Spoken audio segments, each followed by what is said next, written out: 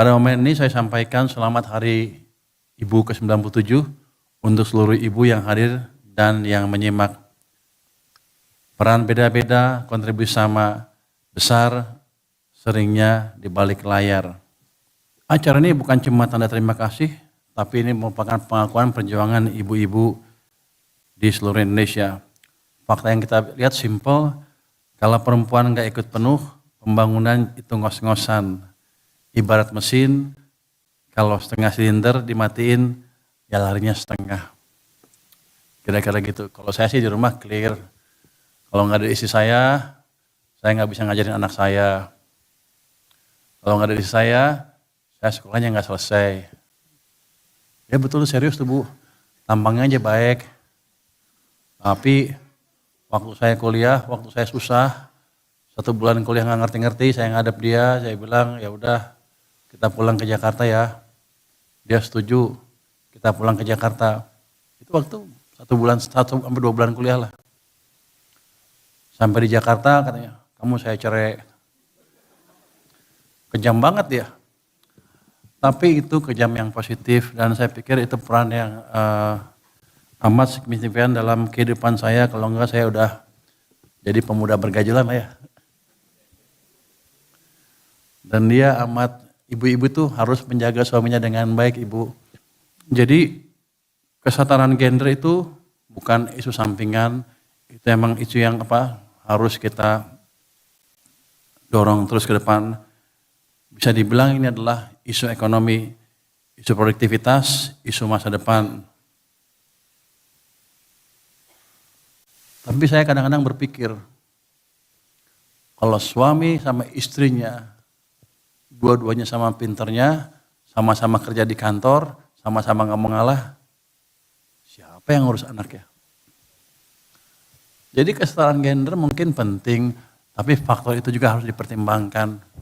Jadi kalau bapak-bapak ibu punya anak, ya dihitunglah yang mana yang terbaik buat anak dan keluarga. Perempuan, ibu-ibu bisa dimaksimalkan kontribusinya untuk pembangunan juga. Tapi jangan setara-setara amat. Kalau kerjaan kasar, ya laki.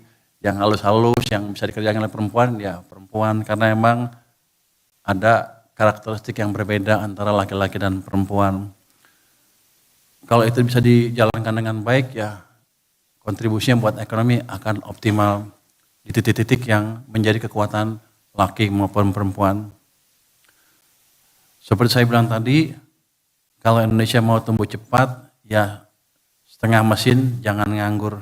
Kita mesti bekerjasama ibu dan bapak-bapak di segala bidang, jangan sampai saling menghambat. Jadi sinergian ibu-ibu dan bapak-bapak amat penting.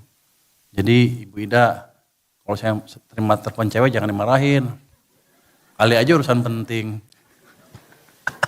Cemberut, ampun. Dunia amat dipengaruhi oleh macam-macam faktor yang mempengaruhi pertumbuhan ekonominya.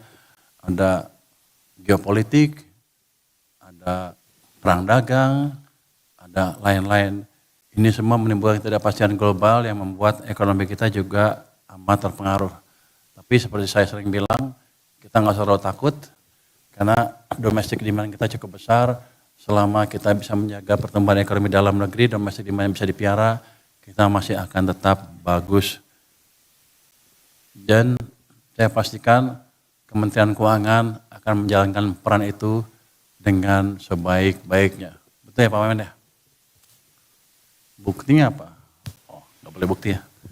Buktinya sekarang ekonomi sudah mulai bergairah lagi kira-kira gitu ya. Walaupun globalnya masih morat-marit. Jadi kalau kita bisa menjaga kebijakan kita di dalam negeri dan dalam negerinya kompak, kita nggak usah takut dengan gejolak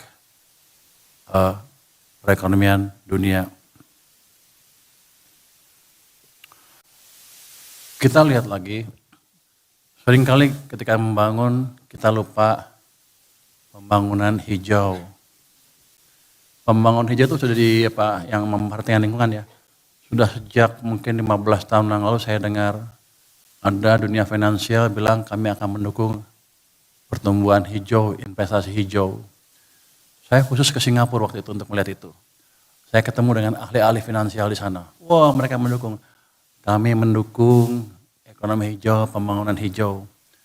Terus saya tanya, kalau kamu mendukung, berapa persen keuntungan kamu yang kamu bersedia kamu kurangin?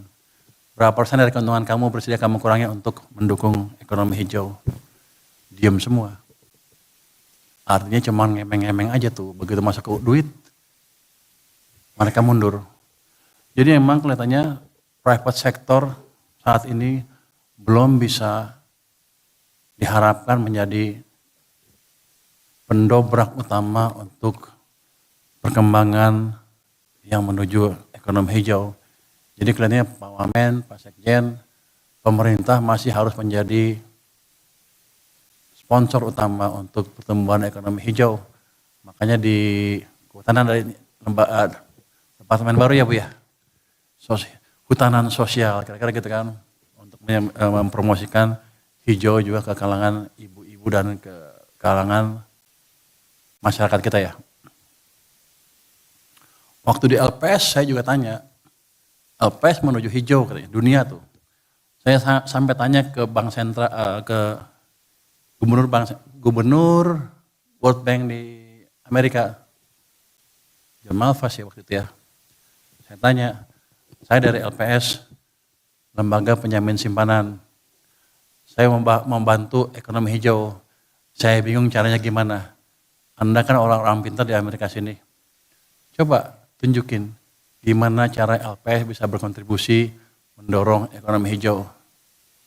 Wow, ngomong. Pada dasarnya mereka juga nggak ngerti. Artinya apa? Ekonomi hijau ini walaupun sudah digemar-gemorkan, para pengambil kebijakannya belum terlalu serius memikirkan ekonomi hijau.